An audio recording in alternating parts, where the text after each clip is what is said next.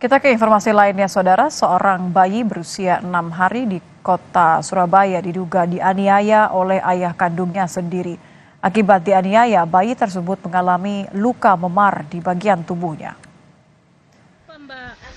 Kasus penganiayaan ini terungkap setelah ibu korban melaporkan ke camat setempat dan dijemput langsung oleh petugas Dinas Pemberdayaan Perempuan dan Perlindungan Anak.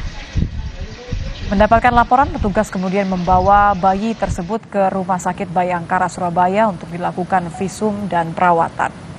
Berdasarkan pengakuan ibu korban, suaminya diduga kerap melakukan kekerasan sejak mengandung. Sementara bayi yang menjadi korban penganiayaan telah dibawa ke Rumah Sakit Bayangkara Surabaya dan menjalani rawat jalan. Itu membekas sampai biru kehitaman seperti itu, kemudian infonya juga dilempar ke kasur.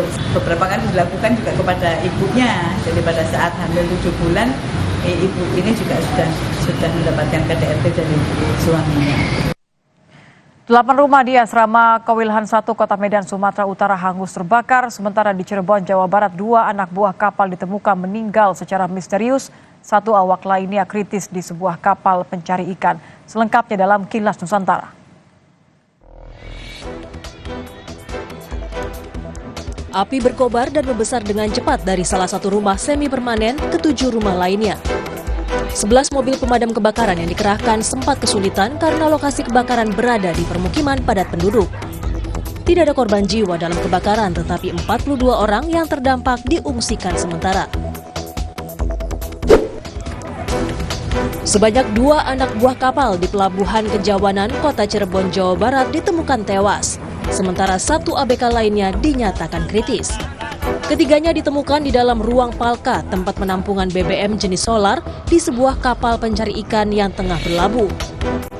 Polisi memeriksa saksi, melakukan olah TKP dan mengumpulkan bukti-bukti di lokasi, serta belum bisa menyimpulkan penyebab insiden.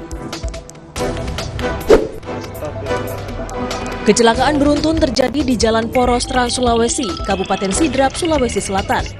1 orang meninggal dunia merupakan sopir kontainer. Kecelakaan melibatkan 9 kendaraan. Sejumlah pengendara yang mengalami luka-luka dilarikan ke rumah sakit.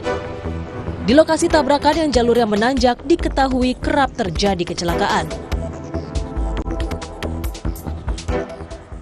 Demikianlah Kompas Malam, saya Nitya Anissa. Terima kasih. Sampai jumpa.